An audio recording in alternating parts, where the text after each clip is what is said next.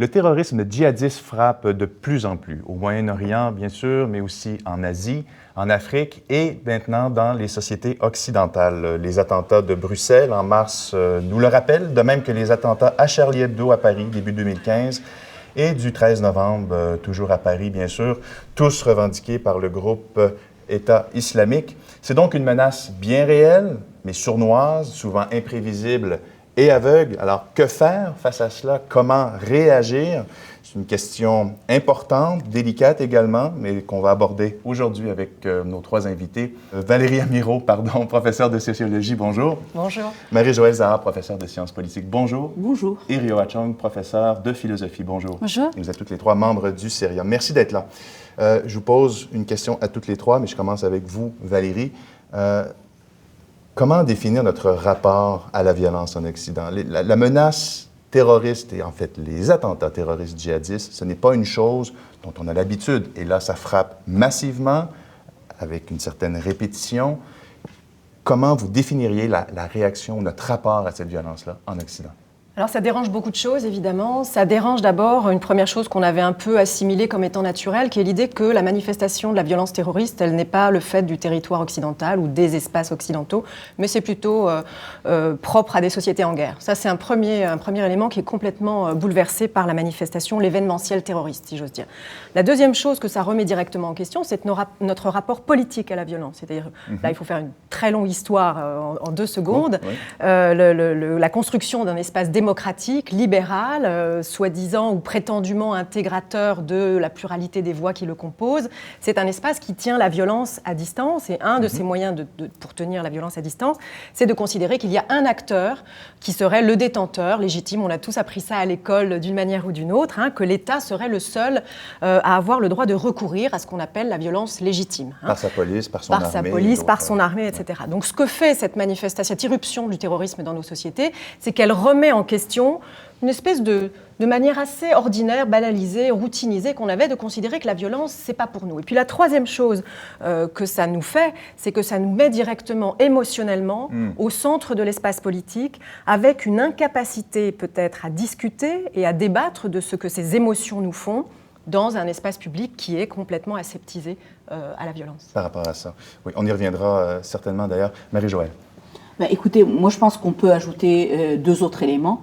Le premier élément, c'est qu'en fait, cette violence, elle nous fait aussi réfléchir aux frontières de nos communautés. Parce qu'en fait, elle interroge profondément le nous. L'unité dans la diversité qui est en fait quelque part, si vous voulez, le motto de plusieurs de nos sociétés occidentales, s'effrite. On commence à regarder ceux qui viennent de territoires ou bien qui sont associés à une religion ou bien à des ethnicités différentes avec un œil différent. Ces personnes-là également s'interrogent sur leur rapport à cette violence-là, ne savent plus comment se positionner, alors que d'une part, la violence dans leur société, souvent d'accueil, mais pas seulement d'accueil, parce qu'on parle de première, de deuxième et de troisième génération, est une violence que l'on construit comme étant une exception dérangeante, alors qu'en fait la violence dans les sociétés dont ils viennent, les sociétés d'origine de leurs parents, est une violence qui est normalisée, qui ne mérite même pas d'être rapportée dans les médias. À titre très simple de rappel, en 2014, il y a eu près de 13 000 incidents violents dans 95 pays. Combien d'entre eux pouvons-nous citer assis autour de cette table? Oui, vous soulevez une autre question sur laquelle il faudra revenir également, mais je vais entendre Rioa d'abord. Oui, alors je crois que les plus récents événements terroristes qui ont frappé l'Europe en plein cœur et d'autres pays, évidemment, suscitent une réaction quand même assez intéressante au sein du monde européen occidental, dans la mesure où il y a une résurgence de ces débats un peu plus théoriques sur la définition même du terrorisme. Il n'y a pas de consensus dans le droit international sur ce que signifie précisément le terrorisme. Mais je voudrais simplement rebondir sur certaines choses qui ont été dites. Alors, pour vous donner un exemple, il y a une définition usuelle qui n'est pas nécessairement consensuelle, mais une définition selon laquelle, justement, puisque l'État a été décrit comme celui qui détient le monopole de force légitime, que l'action, la violence terroriste est toujours le fait d'un acteur non étatique. Donc, pour redéfinir la violence terroriste, on parle d'une forme de violence qui cible délibérément des populations non combattantes pour des fins politiques, et on rajoute perpétrées par des acteurs non étatiques.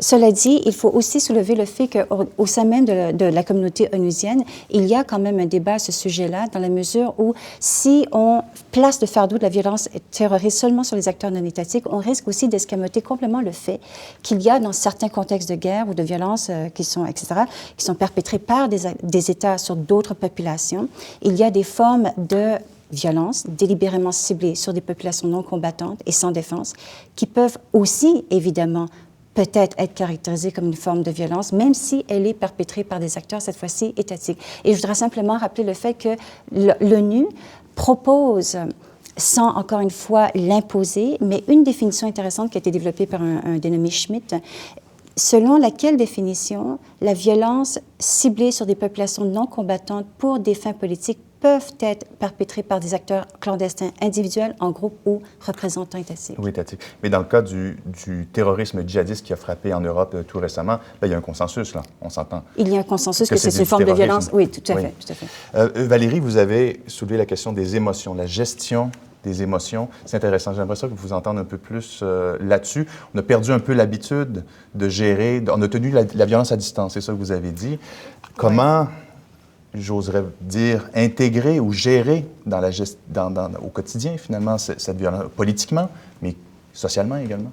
Alors, on a tenu la violence à distance et le fait qu'elle fasse irruption comme ça dans un quotidien très ordinaire, un supermarché cachère, un tir sur une policière, des bars, des terrasses, un aéroport, métro, etc. Donc, j'en oublie. Ça banalise beaucoup, évidemment, cette irruption de la violence. Ça fait que ça ne la réserve plus à des territoires de guerre. Et ça nous pose la question de savoir que faire avec la peur que déclenchent ces événements-là. Cette peur-là, c'est une émotion. Vous avez peur de plein de choses dans la vie et vous avez une multitude de possibilités de réaction à cette peur. Vous pouvez choisir, effectivement, on parlait tout à l'heure d'effritement du vivre ensemble. Moi, je ne suis pas convaincue que le vivre ensemble s'effrite. Je suis convaincue, par contre, que cette confrontation à la peur et cette manifestation d'émotions dans les espaces publics européens en particulier, et quand je donnerai d'autres exemples tout à l'heure, elle nous confronte à l'impératif de se poser la question de savoir si on découvre quelque chose de nouveau ou si c'est simplement mis à jour par effet de cette manifestation des émotions et d'une violence. La violence, elle n'est pas seulement le fait des terroristes. Souvenez-vous des images de l'été dernier sur l'accueil des populations réfugiées. On a vu des manifestations de violence par des forces de police aux frontières, par des contrôles douaniers, etc. Donc l'idée de la violence, l'idée que je frappe quelqu'un dont je ne veux pas et qui ne me ressemble pas, c'est quelque chose qu'on voit se distiller par capillarité dans plein d'espaces.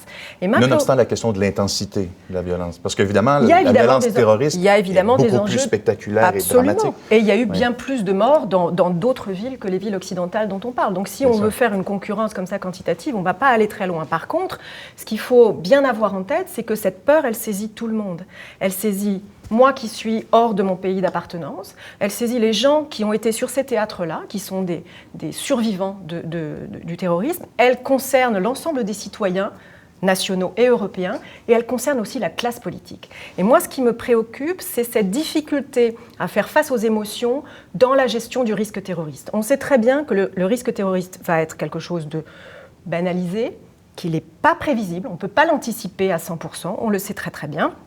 Et en même temps, on a des discours qui sont, en particulier en France depuis novembre, extrêmement affirmatifs sur le plan de notre capacité à sécuriser et à rassurer des populations. Et ça joue aussi sur la peur. C'est-à-dire que la peur, ce n'est pas seulement la réaction de quelqu'un qui se replie chez soi, c'est aussi la réaction des hommes politiques qui, entre les assignations à résidence, les perquisitions administratives, ont par exemple pérennisé un état d'urgence dont il est tout à fait questionnable de dire, sur lequel, il est tout à fait légitime de se dire on aurait pu le maintenir à 3-4 semaines, mais peut-être pas le pérenniser. La question se pose en ce moment à Bruxelles, par exemple. Ça soulève donc toute la question de cette gestion-là par l'appareil gouvernemental, de la violence terroriste.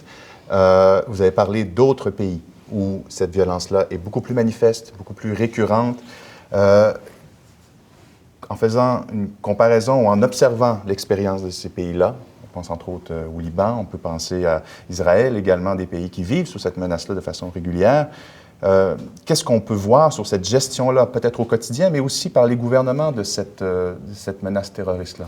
En fait, je voudrais un peu revenir aussi sur les réactions de nos hommes politiques. Parce qu'en fait, la violence, dans les réactions des hommes politiques, que ce soit d'ailleurs en Occident ou dans les pays où cette violence est plus fréquente, oui. Ce sont des réactions souvent sécuritaires. Des réactions sécuritaires qui prétendent vouloir minimiser le risque ou bien même l'éliminer, alors que l'on sait très bien que le risque terroriste ne peut jamais descendre à zéro. Mais est-ce que c'est pas, je vous arrête tout de suite, mais est-ce que c'est pas incontournable? Est-ce que c'est pas nécessaire d'avoir une réponse sécuritaire à un problème qui est d'ordre sécuritaire en partie? Alors, tout dépend de la réponse sécuritaire en question.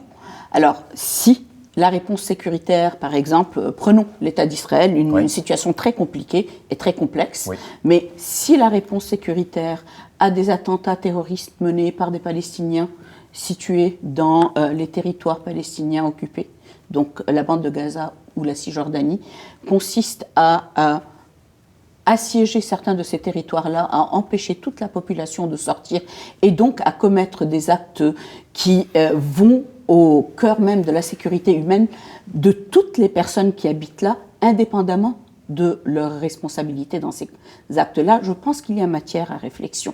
Il y a matière à réflexion. Nos réponses sécuritaires, qu'il s'agisse aujourd'hui, par exemple, de la manière dont nous bombardons l'État islamique dans les territoires en Syrie et en Irak, sans nécessairement réfléchir ou bien vouloir en savoir sur ce qui arrive avec ce qu'on appelle, avec euphémisme, les victimes collatérales. Je pense que là, il y a toute la question de la nuance nécessaire pour ne pas justement, en déshumanisant des populations entières, contribuer au fléau que nous cherchons à gérer. Oui, Priora, je pense que vous vouliez réagir oui, là-dessus. tout à fait, tout à fait. C'était simplement pour dire que, dans un certain sens, même si la violence terroriste nous paraît toujours comme une forme de violence irrationnelle, parce que parfois les causes qui sont invoquées nous semblent complètement inintelligibles, il en demeure pas moins, et même si il en demeure pas moins que c'est possible de comprendre aussi l'évolution contemporaine du terrorisme dans une perspective historique qui consiste à expliquer l'évolution des stratégies d'insurrection politique qui vont recourir à des moyens de violence politique à meilleur marché, si vous voulez, pour massivement propager un message politique auquel on souscrit ou non. Mais je voulais surtout dire que la réponse que nous allons donc adopter pour contrer le terrorisme ici en Occident, sans vouloir faire de Jean Chrétien une source intellectuelle à vénérer à tout prix, je voudrais quand même citer une interview qu'il avait donnée au premier anniversaire des attentats du 11 septembre et qui avait choqué le gouvernement de Bush Junior à l'époque lorsqu'il en a eu écho. Et Jean Chrétien disait, vous savez, la guerre contre le terrorisme qui cible l'axe du mal devrait peut-être aussi repenser notre réponse occidentale à la menace terroriste en essayant de mieux comprendre quelles sont les causes du mal, si on définit le terrorisme comme un des mots contemporains les plus inquiétants qui soient. Et sur cette base, la question de la réponse à donner, j'ai envie de soulever deux éléments. D'une part, question peut-être controversée, mais doit-on et peut-on s'habituer à un certain niveau de violence? Est-ce qu'on est fatalement destiné à devoir gérer un niveau de violence minimal et donc, par conséquent, juger que ce dans quoi on a vécu pendant quelques décennies, quelques années, était l'exception, finalement, et qu'on doit apprendre à vivre avec ça. Et ensuite, sinon, comment réagir dans l'aspect sécuritaire des choses? Comment réagir à cette menace-là qu'on ne peut tolérer, a priori? Et nous avons 30 secondes pour y répondre, c'est ça? Ah, une bonne minute quand même. Vous posez des questions qui sont extrêmement complexes, qui sont à la fois totalement déconnectées et en même temps très très connectées. Donc c'est d'autant plus compliqué d'y répondre parce que les personnes qui ont perpétré les actes dont nous avons parlé sur l'Europe sont des gens qui sont des ressortissants européens. Ouais. Donc, et en même temps, ces ressortissants européens choisissent un instrument, la violence, pour manifester toute une série de choses. Et on sait que les raisons, les motifs sont très compliqués, qui sont évidemment aussi en lien avec la géopolitique. Donc l'époque révolue du ce qu'on fait d'un côté ne nous retombe jamais sur la tête, ça je pense que c'est terminé. Donc en ce sens-là, il y a effectivement on appelle ça une mondialisation du risque, on peut appeler ça de différentes manières, mais il y a une réalité qui est que ça risque de se reproduire. Par contre, on ne s'habitue pas à ça. Et le discours sur s'habituer à la violence, quand vous discutez avec des gens qui ont récemment suivi ou qui ont des proches dans ces espaces-là, et de nouveau, je me limite à l'espace européen en ayant conscience que ça concerne largement d'autres territoires, ils vous disent qu'ils s'habituent en fait à la représentation de ça.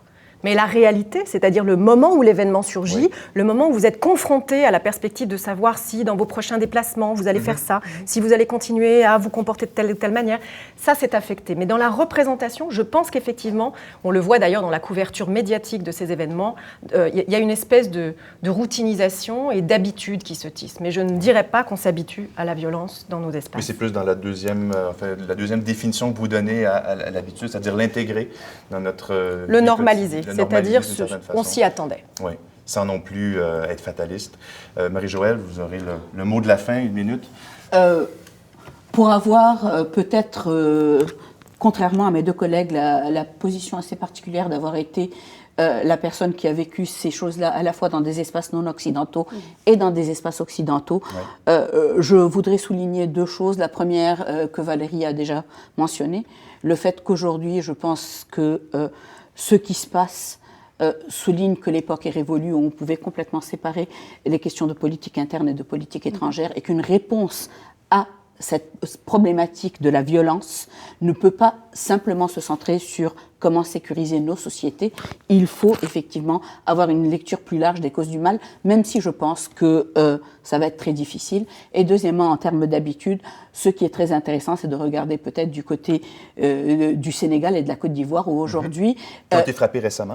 Des personnes qui vivent ces questions-là au quotidien et qui sont plus vulnérables que nous à cause des difficultés, si vous voulez, de leurs institutions policières, du manque de ressources, etc., font quelque chose que j'ai vu par ailleurs dans d'autres terrains, à savoir, ça réaffirme la nécessité de vivre et d'exprimer la joie, etc., comme un défi à ceux qui veulent essentiellement vous empêcher de le faire.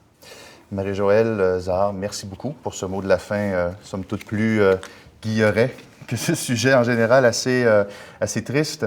Valérie Amirault, merci également. Rio Wachung, merci.